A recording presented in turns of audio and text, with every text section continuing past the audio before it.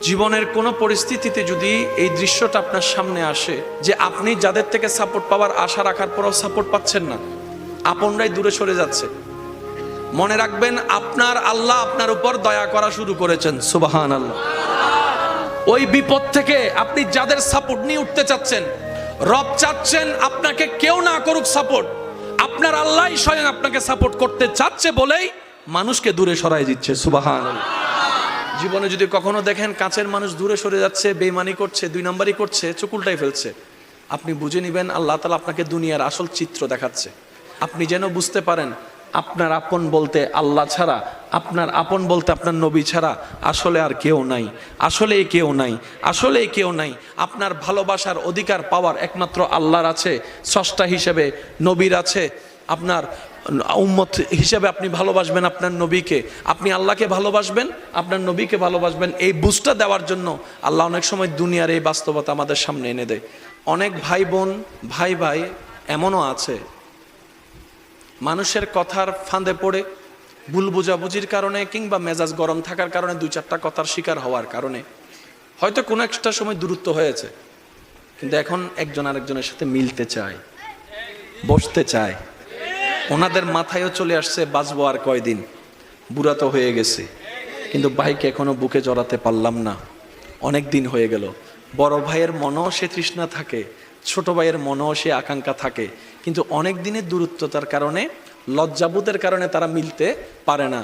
আমি আমার ভাইদেরকে, যুবক ভাইদেরকে অনুরোধ জানাবো, যদি এরকম কোনো ফ্যামিলি কন্ডিশন হয়, আপনারা যুবকরা মিলে, ভাইরা মিলে, চাস্তো ভাই জ্যাঠতো ভাইরা মিলেই আপনারা উদ্যোগটা নেন, ভাই ভাইকে যেন জড়াই ধরতে পারে, ভুল বুঝাবুঝি যেন শেষ হয়ে যায়। কথা বলেন ঠিক কিনা? বান্দা বান্দাকে মিলানোর কাজ করবে, আল্লাহ সেটা দেখে গুনাহ মাফ করে দিবে। সুবহানাল্লাহ। আমি শুনি না, আরো জোরে বলেন। মিলে থাকেন, কেউ মিলে থাকতে না চাইলে তার আল্লাহরে সে জবাব দিবে। আপনার পক্ষ থেকে আপনি ক্লিয়ার থাকেন, মানুষের উপকার করবেন, থ্যাংক ইউ পাওয়ার আশা রাখবেন না, করতেই থাকবেন। কেন? সে আপনার রবের বান্দা, আপনি বান্দার জন্য করবেন, ওই বান্দার আল্লাহ আপনার জন্য করবে। আমরা অনেক সময় বলি তার এত উপকার করছি, সে আমার সাথে ডাইরেক্ট চোখ উল্টাই ফেলছে। বা এটা দুনিয়ার নিয়ম, আল্লাহ তো এটাই বুঝাতে চায়, এটা দুনিয়া, এটা জান্নাত নয়। আল্লাহর কাছে সবসময় একটা ফরিয়াদ করবেন, আল্লাহ তুমি আমাকে যতদিন ইচ্ছা এই দুনিয়ায় রাখিও, কিন্তু সে থাকাটা যেন তোমার পছন্দের হয়। আল্লাহ যতদিন আমার নিঃশ্বাস চলবে, সেই নিঃশ্বাসটা যেন তোমার পছন্দের সময় কাটে।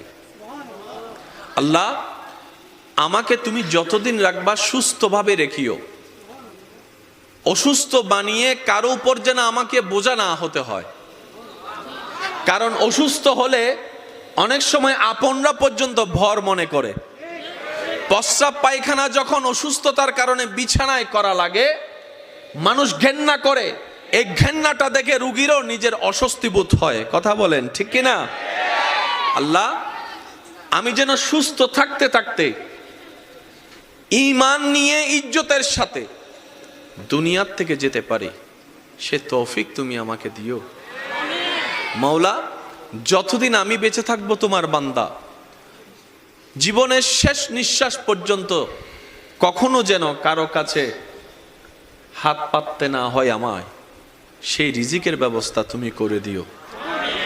আল্লাহ গো, আমি যখন দুনিয়াতে থাকবো না, আমার সন্তানদের ব্রেইনে মনে তুমি এমন নূরের আলো দান করিও, তারা যেন মা বাবার জন্য অন্তত হাজার ব্যস্ততার ভিতরে একটু যেন দোয়ার হাতটা তোমার দরবারে তুলে এমন সন্তান ব্যবস্থা করে দিও।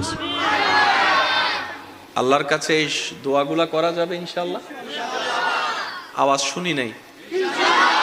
এগুলো কি আমাদের জন্য ভালো হবে না খারাপ হবে? যত উত্তম দোয়া আছে, সবচেয়ে উত্তম দোয়ার মধ্যে এগুলা অন্যতম উত্তম দোয়া। কি বলেন আপনারা? একমত আছেন তো? সবাই সবাই একমত আছেন তো?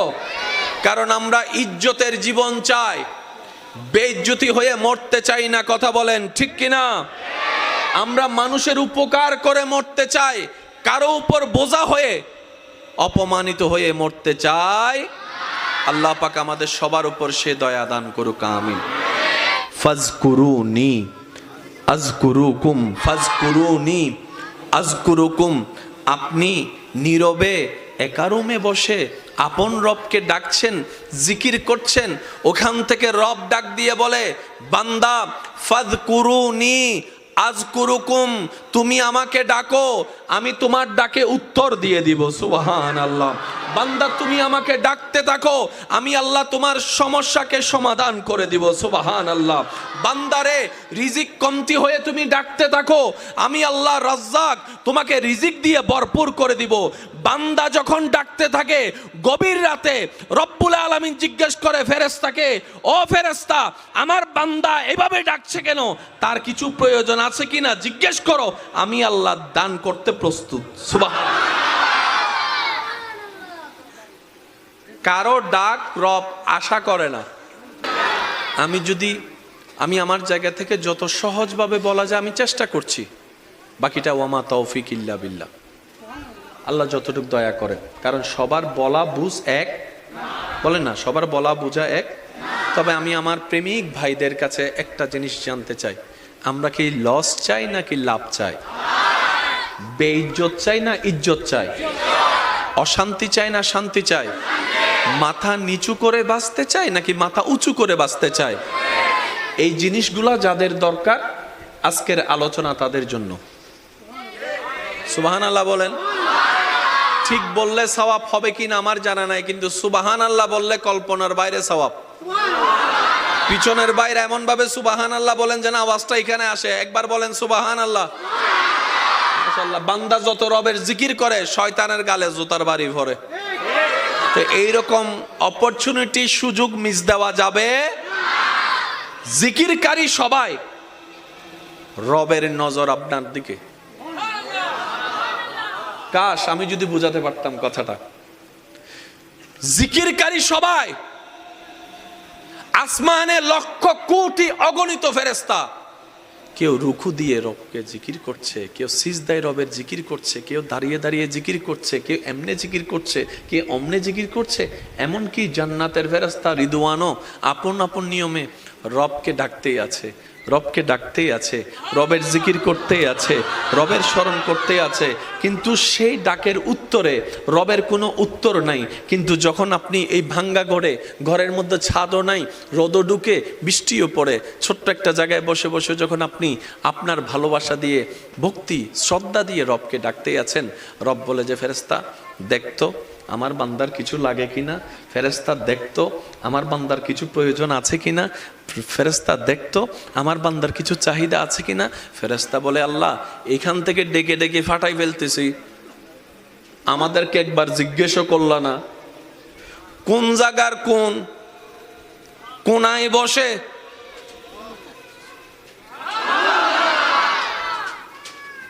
আশেকদের একটু মনের কানটা চাচ্ছি। পুরা সৃষ্টি জগতে পৃথিবী অনেক বড়, কিন্তু সূর্যের সামনে পৃথিবীকে রাখলে একটা ডিমের মতো। ওই বিশ্বজাহানের স্রষ্টা ফেরেশতাকে বলছে দেখতো আমার বান্দার কিছু লাগে কিনা। এবার ফেরেশতাই বলে, আল্লাহ সিদরাতুল মুনতাহায় তোমাকে জিকির করা হয়, প্রথম আসমান দ্বিতীয় আসমান সব জায়গায় তোমার জিকির, সূর্য করে তোমার জিকির, চন্দ্র করে তোমার জিকির, নেপচুন করে তোমার জিকির, প্লুটো করে তোমার জিকির, গ্যালাক্সি করে তোমার জিকির, এত সৃষ্টি তোমার জিকির করে, কারো কিছু প্রয়োজন আছে কিনা তো জিজ্ঞেস করো নাই। কোন জায়গার কে? এই বিশ্বের মধ্যে সূর্যের চাইতে অনেক গুণ ছোট পৃথিবী। এই পৃথিবীর মধ্যে কিছু দেশ, কিছু মহাদেশ বাংলাদেশকে গিলে খেয়ে ফেলতে পারবে এমন অনেক মহাদেশ আছে। এত বড় বড় মহাদেশের চাইতে ছোট একটা দেশ, এই দেশের 64 জেলার একটা জেলা, এই চট্টগ্রামের এতগুলা থানার একটা থানা।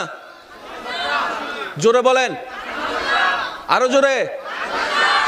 এই থানার এতগুলা জায়গার মধ্যে একটা জায়গার কোণার মধ্যে বসে আছে, আর তুমি ওখান থেকে শুনছো। রব বলে যে ফাজকুরুনি আযকুরুকুম, আমি ওয়াদা করেছি আমার বান্দার সাথে, বান্দারে তোর ডাকতে দেরি হবে, আমি রবের উত্তর দিতে দেরি হবে না। ফাজকুরুনি ফাজকুরুনি ফাযকুরুনি, বান্দা তুই আমাকে বিপদে পড়ে স্মরণ কর। আযকুরুকুম, আমি তোকে বিপদ থেকে উদ্ধার করার মাধ্যমে স্মরণ করব। সুবহানাল্লাহ। ফাযকুরুনি, পারিবারিক অশান্তি হলে আমাকে একবার স্মরণ কর। আযকুরুকুম, শান্তি দিয়ে আমি আল্লাহ তোকে স্মরণ করব। সুবহানাল্লাহ। ফাযকুরুনি, তুই অভাবে পড়ে স্মরণ কর। আযকুরুকুম, আমি সচ্ছলতা দিয়ে তোকে স্মরণ করব। ফাযকুরুনি, তুই অসুস্থ হয়ে স্মরণ কর। আযকুরুকুম, আমি আল্লাহ তোকে সুস্থতা দান করে স্মরণ করব। সুবহানাল্লাহ। ফাযকুরুনি, বান্দারে তুই ঋণের মধ্যে পড়ে আমাকে স্মরণ কর। আযকুরুকুম, ঋণ থেকে মুক্তি করার মাধ্যমে আমি আল্লাহ তোকে স্মরণ করব। ফাযকুরুনি, মজলুম হয়ে অত্যাচারিত যদি হস তুই আমাকে স্মরণ কর। আযকুরুকুম, ন্যায় বিচার করে এর মাধ্যমে আমি আল্লাহ তোকে স্মরণ করব। সুবহানাল্লাহ। ফাযকুরুনি, আশেপাশের পরিবার বাহিরের মানুষের অত্যাচারে পড়ে তুই কষ্ট পেয়ে আমাকে স্মরণ কর। আযকুরুকুম, আমি সেই কষ্টটাকে শান্তিতে রূপান্তর করে তোকে স্মরণ করব, তোকে স্মরণ করব, তোকে স্মরণ করব। বান্দারে তুই সারাটা জীবনে হাজার ব্যস্ততার ভিতরে আমি রবকে স্মরণ করার জন্য কিছু কিছু সময় তুই বের করে নে। আমি আল্লাহ কিছু সময় বরাদ্দ করে দিলাম, যেমন 5 ওয়াক্ত নামাজ। এইভাবে তুই স্মরণ কর। ব্যবসার মাঝে তুই স্মরণ কর, চাকরির মাঝখানে তুই স্মরণ কর, রান্নার মাঝখানে তুই স্মরণ কর, কাপড় ধোয়ার মাঝখানে তুই স্মরণ কর, চলাচলের মাধ্যমে তুই স্মরণ কর, হাঁটার মধ্যে তুই আমাকে স্মরণ কর, বসার মধ্যে স্মরণ কর, শোয়ার মধ্যে স্মরণ কর, খাওয়ার আগে স্মরণ কর, খাওয়ার পরে স্মরণ কর। বান্দারে তুই যদি কোনো রকম দুনিয়ার ব্যস্ত সময়ের অল্প জীবনে আমাকে স্মরণ করতে করতে নবীর প্রেম নিয়ে যদি স্মরণ করতে করতে কবরে আসতে পারস, যে কবরে তোরে কেউ মনে রাখবে না, আমি আল্লাহর রহমত সেখানে তোকে স্মরণ করব। হাসরও স্মরণ করব। Deal final. দোকান থেকে জিনিস নেয় কিভাবে? টাকা দেয়, জিনিস। আর কোন ঝগড়া আছে? রব বলে যে তুই এখানে স্মরণ কর, পিছন পর্যন্ত আমি ওইখানে স্মরণ করব।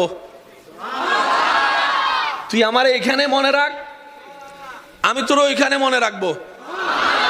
তুই এখানে আমার জন্য কর, ওইখানে আসলে আমি তোর জন্য করব। ডিল। ইন্নামা তারাজু রহম ফরিব। Deal, deal. এই ডিলটাকে যারা ডিলে রেখে কবরে যেতে পারে, ইজ্জত তাদের জন্য, রহমত তাদের জন্য, সম্মান তাদের জন্য, নবীর সুপারিশ তাদের জন্য।